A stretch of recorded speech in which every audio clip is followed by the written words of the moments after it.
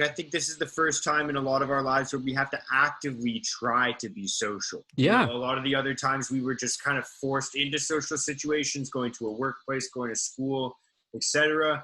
Like, this is the first time where we have to actually actively try and be social with people.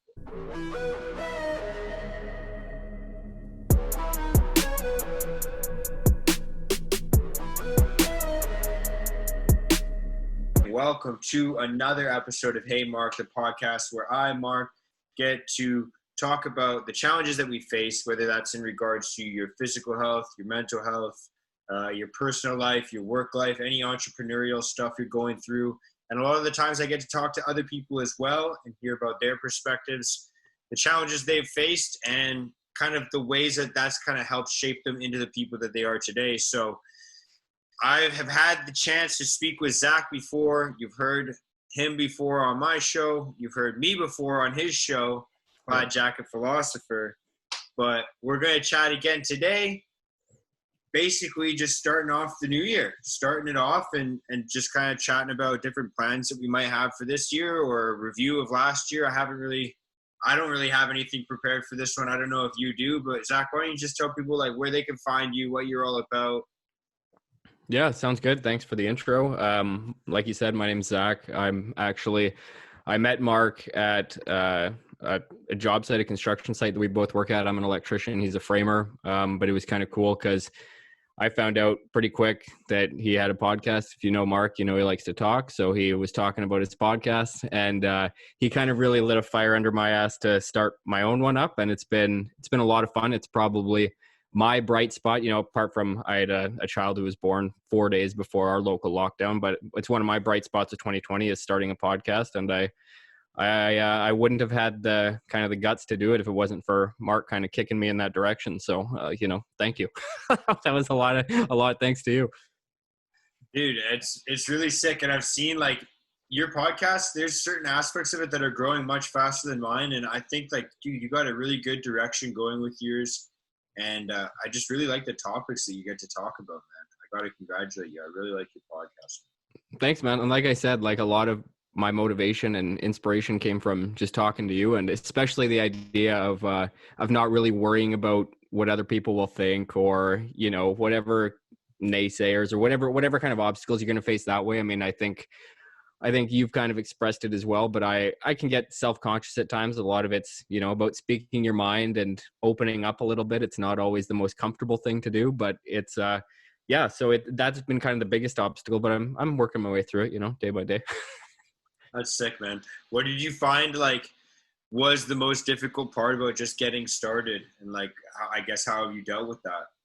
Well, first, I'm pretty bad with technology, so that should go to say that if anybody, if that's what's holding you back, if it's worrying about uploading episodes or getting content saved and recorded, that's actually the easy part, and that's one of the things that scared me the most. So that was the kind of the original kind of superficial obstacle. But then after that, it's just kind of the idea of putting yourself out there. Like it's nerve-wracking, you know. It's weird. Like I'm not really worried about what a stranger might think or somebody who's just stumbling onto this content. It's more like friends, right? Like I know me and you have discussed at job sites kind of the difficulties or the frustrations in just getting things off the ground, right? And trying to work through your own head a lot of the time. That's where you build up your own obstacles. But I found, for me anyway, yeah, the biggest one is just opening up and letting kind of your thoughts and your feelings out there into the open, especially for family members to pick up on. You know, I have 9 siblings, so I've got a lot of immediate family and a lot of extended family as well. So that was kind of the biggest obstacle. But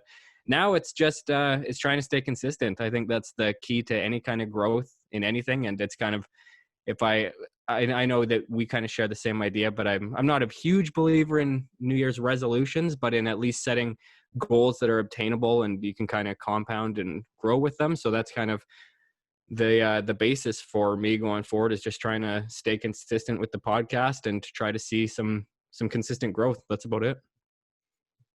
Yeah, man, it's such a difficult thing, especially like the getting in your own head thing, man. Like there's so many times where I'm sitting here maybe editing an episode. It happens a lot more with the episodes that I do just by myself. Typically with interviews, like I'm completely fine with just uploading it right away. But there's times where I'm sitting there editing footage and I'll look at Aiden and I'll say, dude, like, this is garbage. I'm going to just scrap this and maybe re-record it, or just scrap it and get a new topic altogether. And he's like, dude, this is good. And what I find sometimes is, dude, the ones that I think about deleting but I end up posting anyways are the ones that I end up getting like a message saying like that they enjoyed it, or I get like the most feedback on those ones. You know, it's funny that's kind of, I know we've talked about this obviously off mic too, is that, but I completely agree. And I don't even have the added, kind of the added component of a video portion of my show. Like mine's just straight audio podcast. I don't have YouTube or anything. I mean, if you look at the background, it's pretty plain Jane in my basement here, but you know, maybe one day that'll be part of it, but I can't imagine also worrying about what the video looks like. You know, I completely get where you're coming from. Same with the conversational podcasts. I find are a lot easier to just kind of, you record them, you know what they are, and you just upload them right away.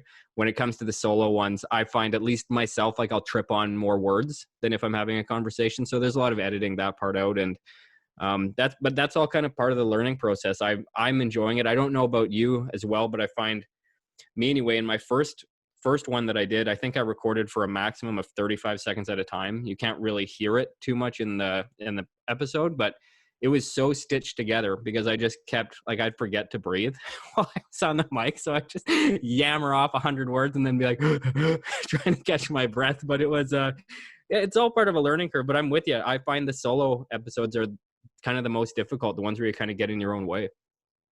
Yeah, I don't know if it makes it take longer or it makes it shorter to edit, but typically, like, I just let my camera roll. So I'll have like 20 minutes, sometimes 30 minutes of footage of me just sitting here talking to myself, and then I'll edit that down, and that's what becomes like kind of like the 10, 15-minute episodes that I make.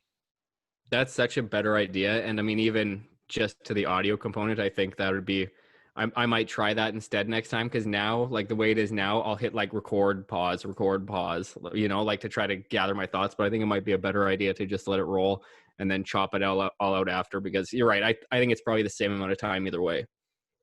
Yeah, it just makes it easy for me. And then if I find that I stutter or anything, I can just like repeat whatever I said and cut it. This is like all the magic behind the scenes. Everyone thinks that I'm flawless when I speak.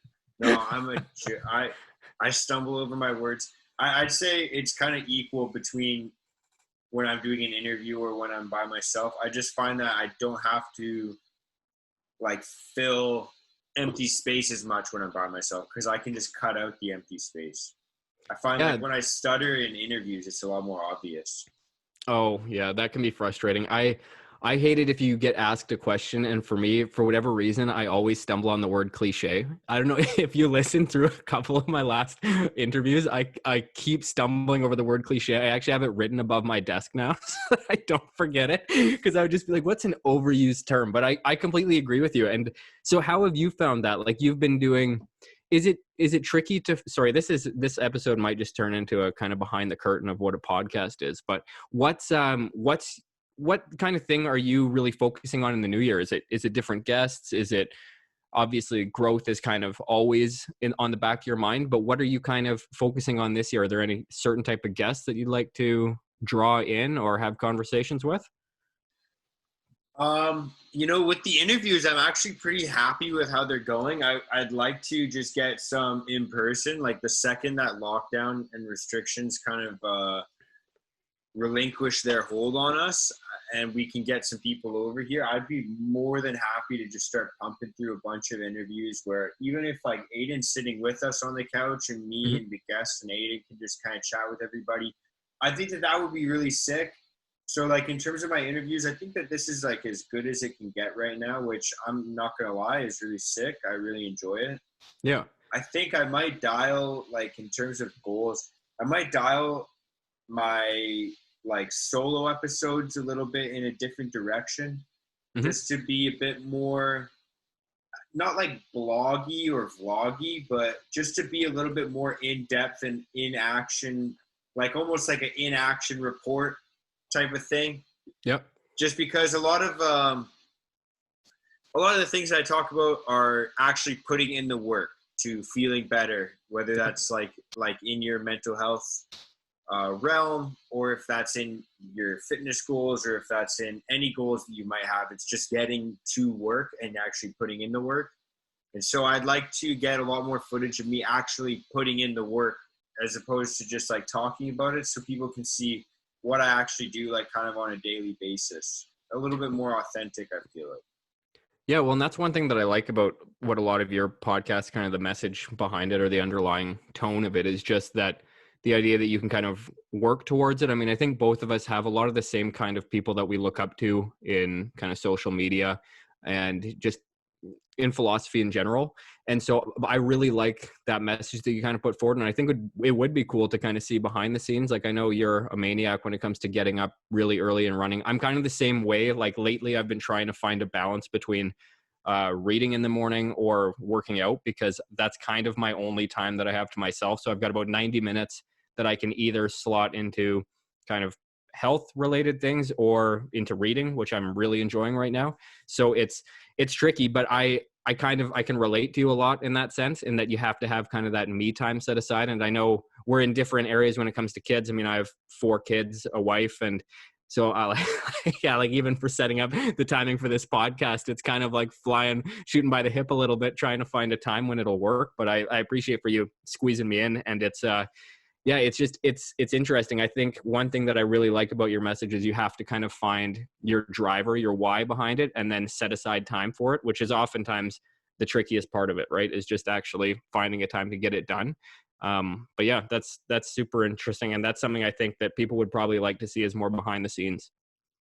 Yeah, because like, you know, sometimes it is a little bit easier for me, obviously, as well. And have had people message me and tell me that, like, it's a lot easier for me because I do pretty much only have to choreograph my schedule with like my roommate, and he's just chilling. Like, he's not even, you know, doing anything right now. He's literally chilling on the couch, kind of prepping his kind of to-do list for the day as well right now. It's kind of his quiet time anyways.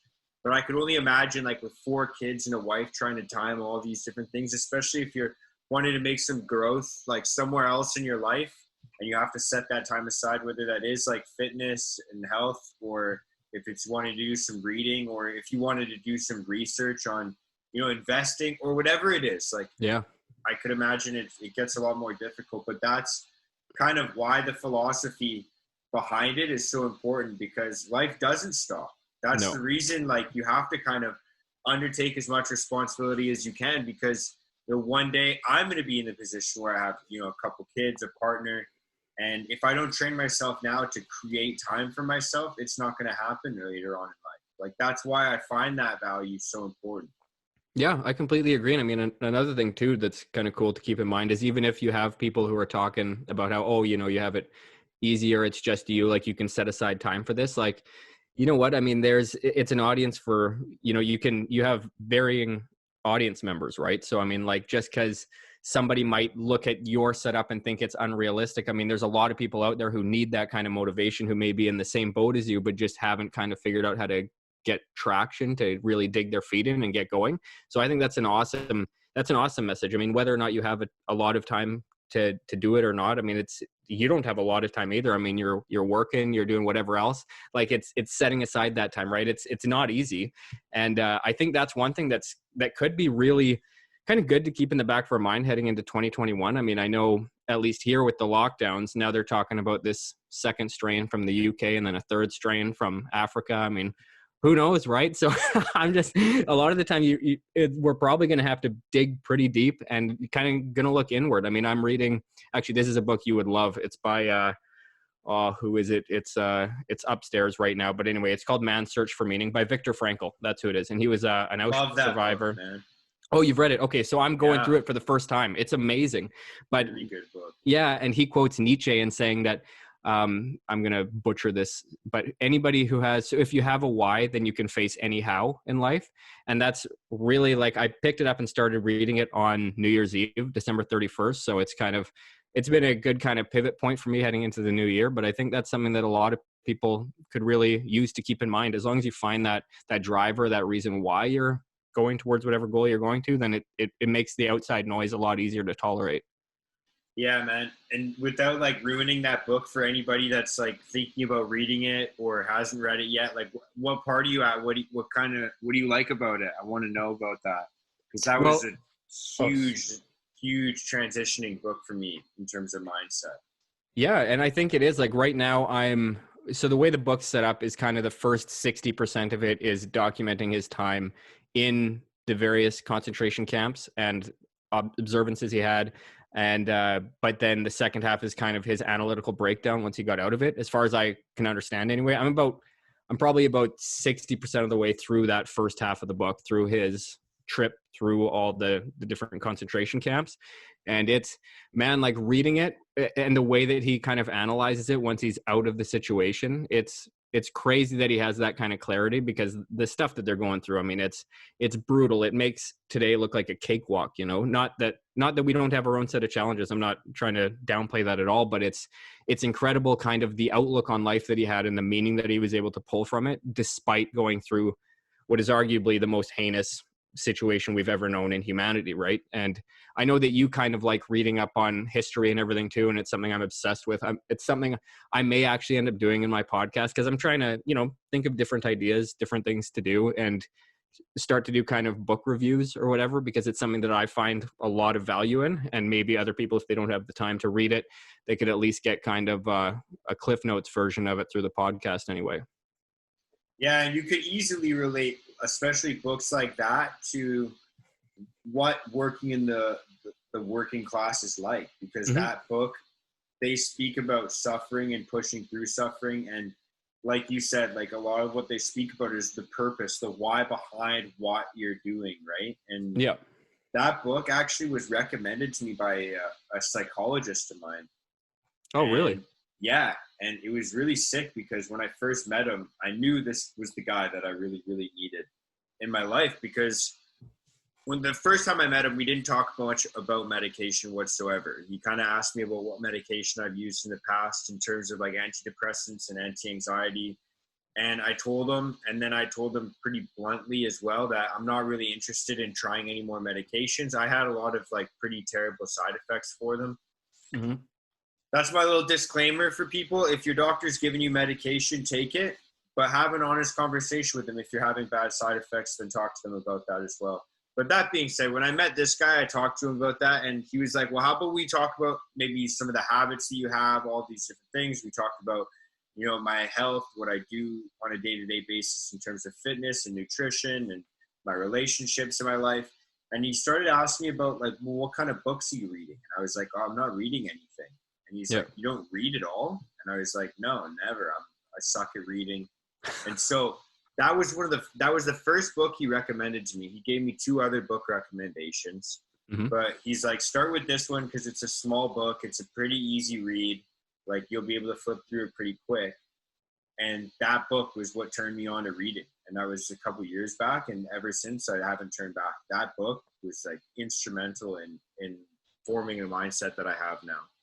That's incredible, and I can see why. Like I said, like overall I'm probably 30% of the way through the book, but it's incredible. And I mean, it's a real page turner, like especially if you are into history or anything like that, or even if you're just kind of interested in another person's perspective on something that was obviously horrific in the past. It's like you said, I mean, you said it pretty well. It's incredible kind of the mindset that people can pull out of that suffering and that hardship that they face in life. I mean, because we're all going to face it. Like, I think that's the biggest thing. And it's kind of, I don't know, it seems to get lost a little bit in the message today, to me at least, is rather than just trying to avoid any kind of hardship or any kind of, what's the word that I'm looking for here? I'm stumbling on a word again. Adversity. Yeah, adversity. My favorite word for it. Yeah, like rather than trying to avoid that, try to kind of tackle it head on and embrace that challenge, and then pull whatever you can out of it. I mean, I was reading a study about how PTSD is so much less significant in like the SEAL teams as opposed to just the regular kind of army guys, because army is always kind of, they're reactive. I mean, they're getting fired upon, they're being attacked all the time, and they're under siege. Whereas this argument that I was reading was saying that the SEAL team is always attacking. They always have a plan for what they're doing, and they're facing things knowing what they're walking into, you know, rather than just being attacked all the time. And I found that was really interesting to hear, is just, and you can apply that to any walk of life, whether you're military or not. I mean, I'm not, I never have been. I don't think you have either. But the idea to kind of face things with your eyes open and willing to really tackle that challenge rather than waiting for something to hit you next. Try to have a plan as you move forward. I think that's what I'm trying to anyway take into 2021. And it's something I think a lot of us fell victim to at the beginning of the pandemic, is kind of waiting and seeing what's going to happen and trying to react as it comes at you. But there have been so many variables and so many kind of question marks thrown our way. It's something that none of us have ever had to deal with before. So I'm just trying to find a bit of a driving force and kind of trying to attack this year a little bit more, I think, than sitting on my heels. So yeah, that's one thing that I think can apply to this as well. Yeah, that, and I like how you're talking about like kind of seeking that discomfort. Like that's kind of where my mindset has been in the last couple of weeks, especially the way that I've viewed like my finals months of 2020 going into 2021. I kind of realized that, you know what, like at the end of the day, life is just going to throw you endless curveballs. Like if you think that, you know, life is going to bend to the whims of your feelings, then you kind of got to wake up a little bit. Like that's kind of what I've realized this year. You know, if you jump in freezing cold water, it's not like the world cares about how cold you are. It's not going to warm the water up for you, right? It's going to be freezing cold water. Mm-hmm. And I find that the more you kind of front load that discomfort or seek to kind of take as much as you can possibly take at the moment, then when life throws you curveballs, you're a little bit more like mentally and physically prepared. That's kind of the way I've been viewing it recently. Yeah, I completely agree. I mean, yeah, it's all about kind of preparing yourself however you can, right? I mean, you can relate it right to the whole kind of virus right now if you want to, or it's like, you know, loading your body with vitamins, with whatever, you know, antibodies you can to kind of, you know, promote your own health, get ready to fight whatever may come your way. I completely agree. I'm trying to, and that's one reason why I'm trying to focus on reading a lot more this year. I find there's just so many kind of, sorry, I'm looking over at my bookcase, but there's so many different like lessons you can pull out of different books. And it's just, I don't know, they're just there waiting to be read. So I'm loving it. It's kind of a new challenge that I'm taking on this year. And it's kind of been the last 4 months now, but I was in the same boat as you where I didn't really read for a number of years. And then I picked up one book and they've just kind of been knocking them down like dominoes every day now. And it's been good. I feel a lot better at reading now. I can get through it a lot faster, and it's not so much of a chore anymore. It's actually something I enjoy doing. Did you choose the book, Man's Search for Meaning, or did someone get it for you as a gift over the holidays? No, I actually chose that one. My wife got me a bunch of Wicked books over the holidays, so I'm loaded up for a while right now. But that one I had picked out. I had, you know, a lot of you hear about it a lot on different podcasts, different psychology podcasts, and it's something that I figure I might as well kind of read if it's something that interests me anyway. If it's interesting all these other people who I listen to, then it's probably a pretty good book.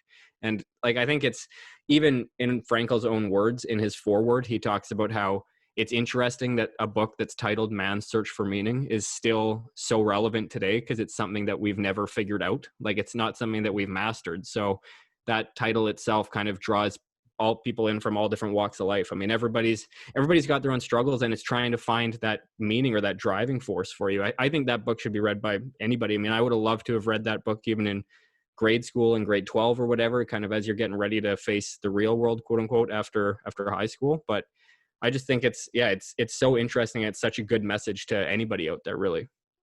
Yeah, I think it's probably one of the most recommended books that I've heard in terms of like hearing it from, you know, the doctor that I spoke to, but also different podcasts, different TV shows. Like, I've heard this book's title everywhere. And that's why I'm always like curious. I'm like, where did you hear about this? Where did you hear about this?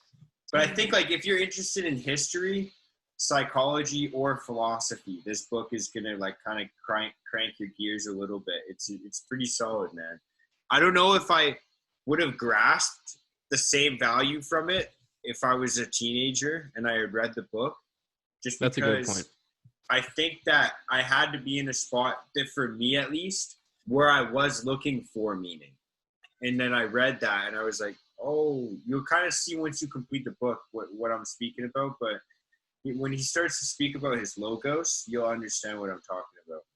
Yeah, that sounds good. Like I said, I'm not even halfway through it yet, so I might be speaking out of turn and saying my high school self would like it because my 17-year-old self was an idiot. So I probably wouldn't have picked it up, or I would have looked online for the cliff notes. But yeah, it's great, and I think that's one thing I'm going to keep focusing on is reading, trying to expand my horizons that way. You know, I mean, we've all got a lot more time indoors, it feels like, and it doesn't feel like there's an end to that. So might as well take advantage of it somehow. Yeah, 100%, man. Yeah. It gets pretty gruesome in some parts, though. Hey, I think like the first like third of the book where you're at right now is like kind of like in the thick of the details of the internment camps, right? Oh yeah, it's rough. Where I'm at right now, he's about 1 week from being released. I mean, I don't know if he's going to have any more curveballs thrown at him because there've already been one or two where the camps were vacated by the SS. This is after the Russian troops already showed up, and then the SS show up with like kind of their hat in their hand, being all nice and kind to the prisoners, saying, you know, sorry, we're going to take you to this rest camp. We'll get you all your stuff back, blah blah blah, and then they take, you know, the last remaining few hundred prisoners there and just gas them all. And it's yeah, it's brutal. But I think you know, I don't think you're right. Maybe a high school student, it wouldn't be great for them, but I don't think that those kind of stories and lessons should like be left in the past and just forgotten about. It's really applicable. And you know, I don't know who even said it, but he who, you know, forgets history is doomed to repeat it. So it's something that I don't know. I really find a lot of value in history books, especially from kind of early to mid 20th century. But yeah, I think it's something that people should kind of pay attention to nowadays, you know? Yeah, no kidding, man. No kidding. I've always, yeah, been pretty interested in history. I'm pretty interested in psychology and philosophy as well. So that book was like just perfect for me. Now I'm looking over at my bookshelf here and I'm like, oh man, there's so many books. This last like year and a half, 2 years, I've crushed a lot more books probably than I ever have in the first 23 years of my life, man. Like the last Yeah. 2 years, I've just been smashing through books. Yeah. I'm in the same boat, man. It's specifically in the last 4 months, I've probably crushed more books than I had in the last 10 years. So it's been good. I'm really enjoying it. And that's why I think I'm going to, like, going back to kind of behind the curtain of podcasting, I think I'm going to try to start doing book reviews as well. Just other stuff. I mean, I don't know, I'll gauge it, see how it goes with the audience reaction on the first one, but it's, you know, it's kind of a growing, evolving thing. There's no fixed direction for anybody's podcast, but I think maybe other people will find it interesting as well. Yeah, I'll definitely tune into that, man, because I'm always you're one person that I'm like always actively looking for book recommendations from. I'm like, man, what did you read recently? Oh, thank you. Well, I know you had read, what was it, Brave New World, and then 1948 most recently? Yeah. Or 1984, sorry, not 48, but yeah.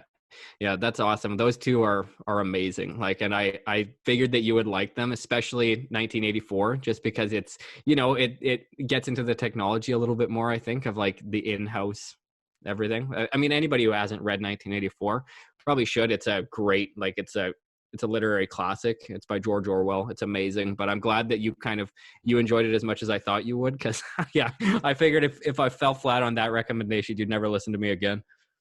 No, dude, that book really was sick.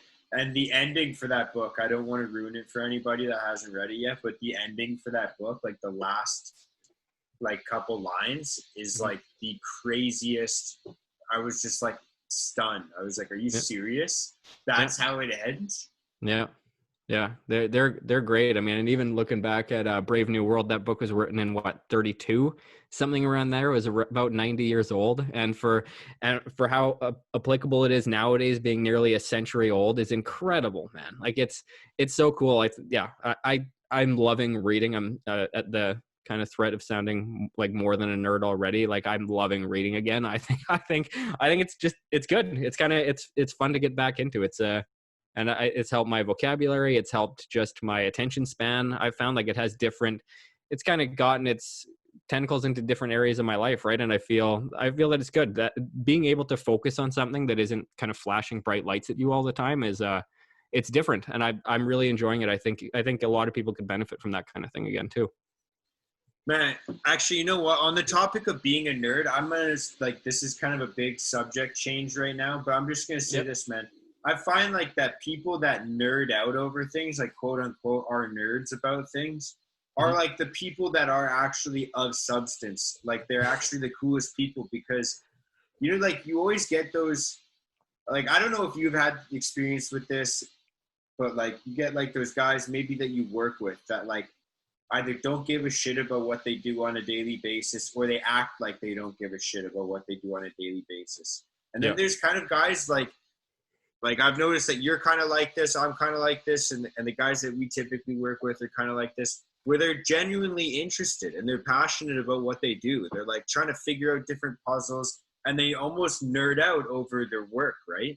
Oh Like yeah. I think that nerding out over like books, anything that can make you smarter or more money or something that you're interested in, I think that you should be nerding out about those things. I think it's Yeah. not cool to pretend to not care. Like to not care is like, what are you doing? Why don't you care? I know, or at least like to find something that you really care about. Like I don't know about you, but I like even at work, like you kind of you go through like just whatever the like you're just small talk and everything when you get to a site, but then all of a sudden you'll hit a nerve with somebody where they really start to light up. Like if you're talking about something that all of a sudden really has piqued their interest, then the rest of your day flies by, man. Like you're not having this little small talk chat like, oh, did you see this on the news? Yeah, blah, blah, blah. And then like, what are you doing this weekend? It's like, oh, nothing as usual. But like when you really kind of hit a nerve with somebody where that's something that they're really interested in, the day flies by. You learn so much more too. I mean, like even when we're working and you know you're digging a ditch or cleaning out whatever that sump pump was the other day, that sump tank that you know trying to reseal that thing, and I was dealing with hydro, like it's just nice if you kind of hit a nerve on something that you're actively working on, especially if you can kind of it's a mutual thing that you're both interested in, because then you both have a lot of input into the topic. So I don't know. I've found that to be fun on sites too, especially the last one where we were just talking about podcasting in general and kind of different struggles that we're having it with it at this point, and just learning curves, right? I mean, there's all this stuff is new. You know, like I think I've told you about this before, but I've seen some like list, some meme on social media about like what it takes to have a successful podcast. And it was just like a list of 1 through 10, and number one, it was be famous, and then 2 through 10 were blank. Like, and it's you know, it's not that it's just all about success or anything, but it's nice to kind of I don't know that people are appreciating what you're putting out there, but it's at the same time, I mean, it's a grind and it's a learning process for both of us. So that was one thing that I found to be really fun, is to just kind of strike that chord. And we were both talking about that for a few hours. It makes the day fly by. Yeah. And the one thing that I've kind of been realizing as well is like, especially in the last like month or two, Mm-hmm. where I was super busy with all of it and I, things that used to stress me out about it now excite me about it Yeah. again. And it's kind of like the honeymoon phase ended, and then I was stressed about certain things, like kind of like keeping up with an uploading schedule and all these other little things. But then I realized like how much I was not enjoying the actual process of it. Yeah. And then once I realized that, I started enjoying the process a lot more, to the point now where it's like, man, this is so sick. I don't even care that I don't get paid to do this. Like this is something that I actually like genuinely enjoy to do. I completely agree. It's fun. Like just, I don't know. It's fun just discussing different things, especially when you get like the interview podcasts or whatever. Like I've said this before on mine, but, and I can't remember where I heard it, but basically like using the podcast as a vehicle to get to these deeper conversations, like things that like you know you're not talking about this kind of stuff on a daily basis. And I think the other most important thing too, and I'm pretty sure this was Rogan who said it, was that as long as like the people in the podcast are having an actively engaged conversation where you can tell that they're interested in it, then audiences like that too, right? Like if it's something that nobody's really interested in, it's boring, bland, back and forth, like nobody's going to listen to that either, right? So it's I don't know, I'm loving it again too. I've like I have a I kind of struggle with burnout every once in a while, like where I just work myself too much and then I need to take, you know, a week off and just recharge the batteries, which has been kind of nice this last week. Like I took this week off work. I think it's the first time in probably 3 to 4 years that I've actually taken like anything more than a 4-day weekend off, just because of with kids and everything, you gotta keep working. It's a grind. It's enjoyable. Like, Poor I'm not boys gotta complaining. eat though. Exactly. They got to keep eating. And yeah, but it's been good. It's been a good chance to recharge the batteries, spend some quality time with my wife and kids, and really recharge the batteries. It's been a great week. Yeah, man, maybe yours is a little bit different as well, like, because you've got so many people in your house between 4 kids and your wife. But I find that, I think, especially during this year, I think everyone should have a podcast at this point, solely because, no, honestly, man, solely because this is how I get to talk to people. Other than this, it's just me and my roommate bouncing ideas off each other all the time. And, he obviously gets tired of talking to me. I talk too much, man. So it's nice to be able to talk to other people and just hear different ideas, hear different points of views, hear different aspects of life. Like, we all have different experiences. Like, my lockdown was completely different than your lockdown. You had a kid during lockdown, man. Like, what was that even like? Oh, that was awesome. That was we got really lucky because he was born on March 8th of 2020. And I think the first kind of phase of lockdown, specifically in the hospitals, took place. It was either March 12th or 13th. So it's 4 or 5 days that we got kind of ahead of it. But as of on the 12th or the 13th, they weren't letting the dads into the hospital rooms, right? Like, I don't know. I think they kind of eased that off a little bit later on. But at the beginning anyway, they just closed it off. It was just the mother, and then obviously the baby when it was born. But yeah, I couldn't have even imagined that, not being in the room for the birth of my kid. Like, I had friends who had to go through that. Like, a couple of them had their babies born in April.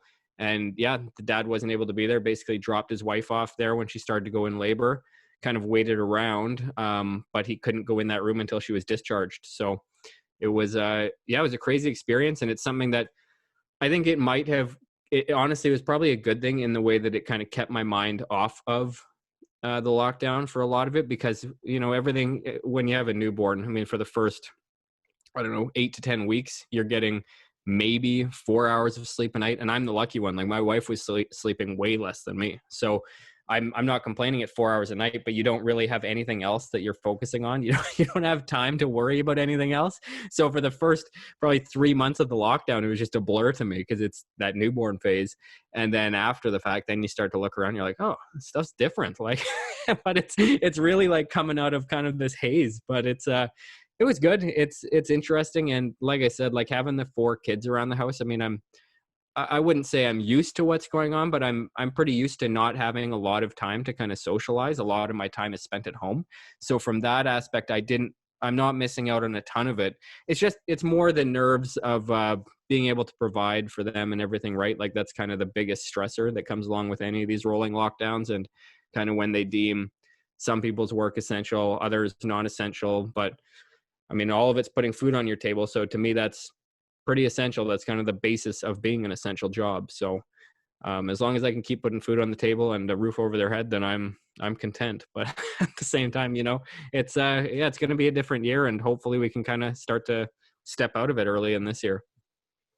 Yeah, I don't see any construction shutdowns in terms of like us not being able to work. That is kind of one of the nice things about being in the trades or a tradesman, is that you're pretty much always able to work. At the end of the day, like you said before, like, people's lights need to come on. If their lights aren't working, they got to get them on, right?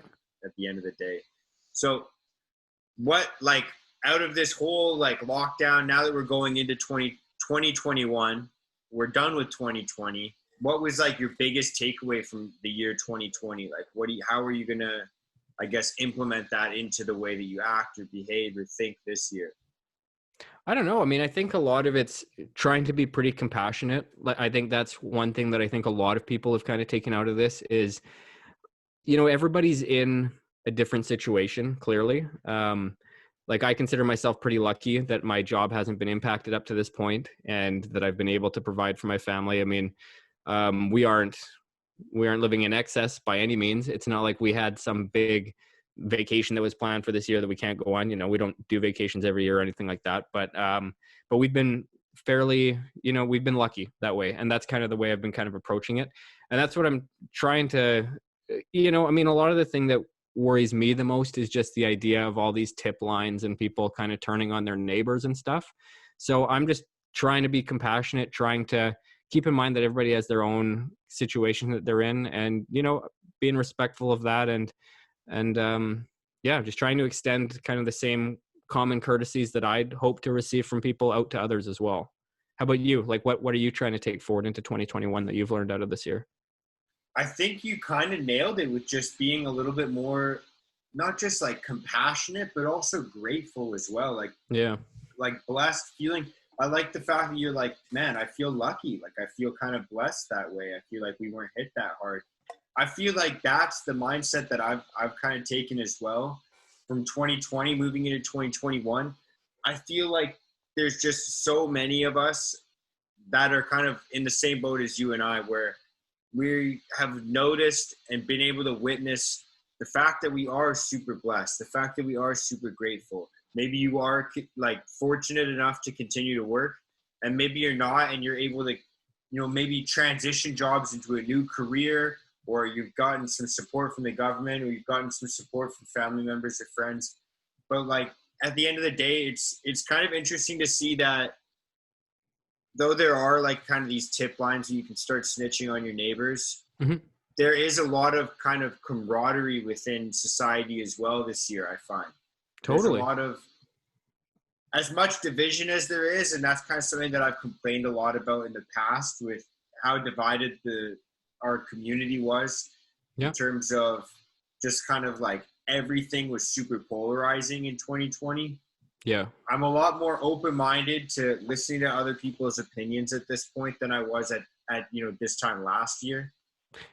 And I agree. And I feel a lot more grateful for like the little things that I do have in my life. Like just being able to kind of talk to my parents, see my parents. You know, I know a lot of people that haven't seen their family in a long time. So I'm fortunate that I get to work with my dad. I know you're kind of in the same boat, so I don't have to be separated from my parents right now. It's really cool. I'm pretty grateful, man. Yeah, I completely agree. I would echo all those sentiments again too. I think the same thing, and it's kind of funny though how it did shift, because I remember at the very beginning we had in our townhouse complex there was like a donations box, because if you remember the great toilet paper shortage of 2020, but when like nobody had toilet paper, nobody could get paper towel or anything like that. I remember there was a big like bin set up by the mailboxes, and we had, you know, everybody would just kind of stockpile whatever extra anybody had. There's 67 units, I think, in our townhouse complex. So everybody would just kind of contribute to it, and then you'd take what you needed and you'd kind of put back whatever you had extra. It worked awesome, and we probably had it going for about 2 months there in the spring and summer. But then it just kind of felt like, for whatever reason, you're right, that kind of divide started to set in a little bit. But I'm with you. I hope that kind of moving forward, everybody can kind of just relax and really try to come together a little bit more, and yeah, just be a little bit more understanding. Yeah, it's funny because you can hear pretty much every single perspective on the face of the earth in social media right now. You could log in and you can hear people say that was the worst year ever. You could log into Instagram and you could see that some people are saying that it's the best year ever. Yeah. You know, you can see people that are logging in and they're saying X, Y, and Z about people that wear masks, or they're saying A, B, and C about people that don't wear masks. Like there's so much, you can see so much polarization, but you can see so much camaraderie, and it's so funny, man. But the only real way to, I feel like, get an actual temperature on society right now is to have conversations like this, or when you are out, like maybe pumping your gas, or maybe when you are out on your commute to work, or you're getting groceries, like just kind of like flipping a smile over to somebody and saying like, hey, how's your day going? It's pretty interesting to see that people are still pretty friendly a lot of the times, you know?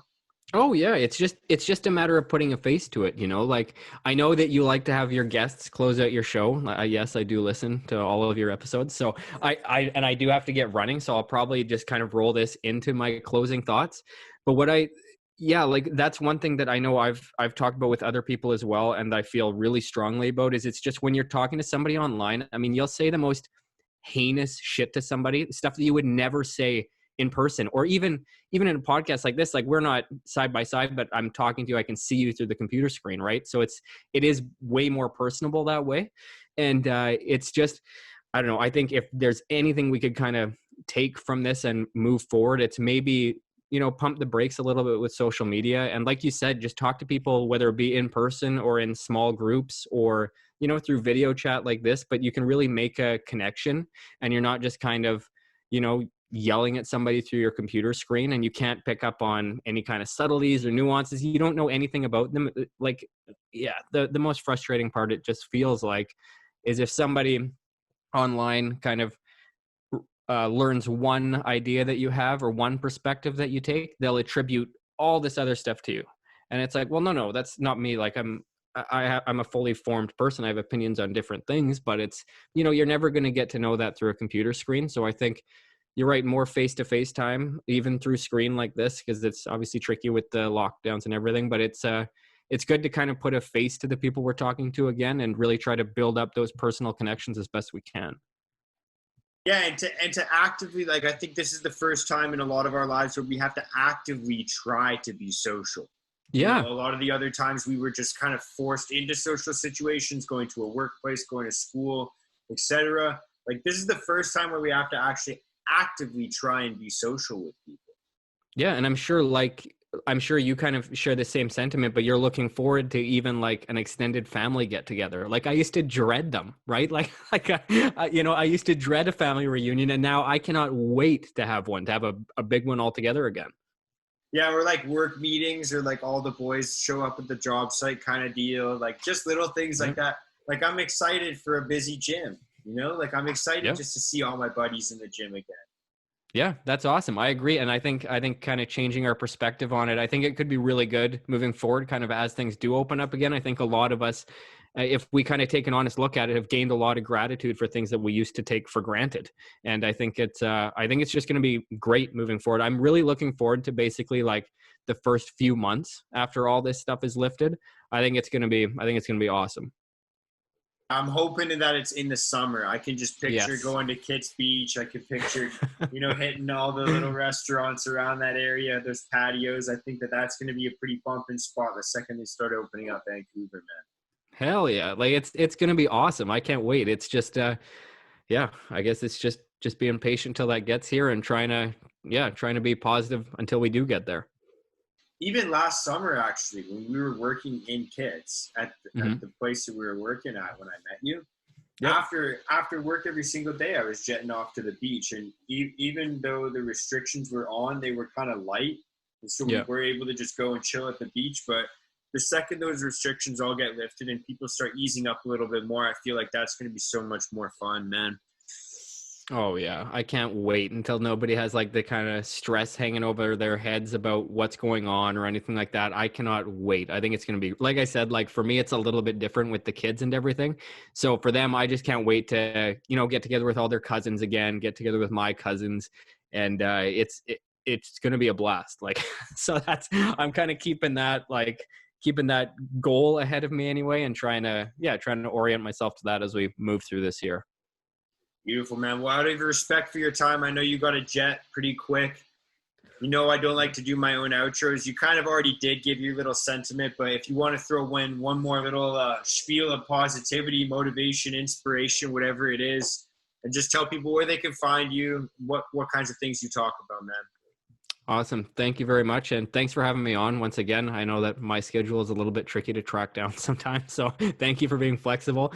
So just to kind of reiterate, I would really encourage people to make those personal connections with each other. I mean, it's really easy to go online, like we were touching on, and you can kind of find any kind of varying opinion, and you're going to find 50% of them probably you're going to disagree with, and 50% you're going to agree with. But just kind of take a step back. That's one thing I kind of alluded to when saying that I kind of liked getting into reading, because it wasn't something that was just flashing lights and flashing information at me. It's nice to kind of, you can really feel a slowdown in pace, but at the same time, you kind of expand and deepen your knowledge base. So I would encourage people to kind of read, to build those personal connections. Try to back off a little bit off social media if possible. I mean, I'm in the same boat as you guys. I'm addicted to my phone half the time, and it's a real conscious effort to get off of it. But I would challenge you guys to go into 2021 and just try to be a little bit more thoughtful and understanding with people. Everybody's going through their own challenges right now. We're all in the same boat here. And then if for finding me, you can find me at Plaid Jacket Philosopher. That's on Instagram, Facebook, Twitter, although my Twitter isn't very active. I'll get on that if I ever get followers, but that's how it is. And yeah, the podcast is also Plaid Jacket Philosopher podcast. And most of it's kind of geared towards blue collar, working class people, tradespeople, and just trying to kind of expand on, a lot of the talks that we have. I mean, me and Mark are both tradespeople, and these conversations we get into on a daily basis at work, it's kind of meant to open it up a little bit, because a lot of us, we're just dealing with customers half the time, and it's a lot of small talk. And so it's just kind of deeper conversations, but for working class and tradespeopeople.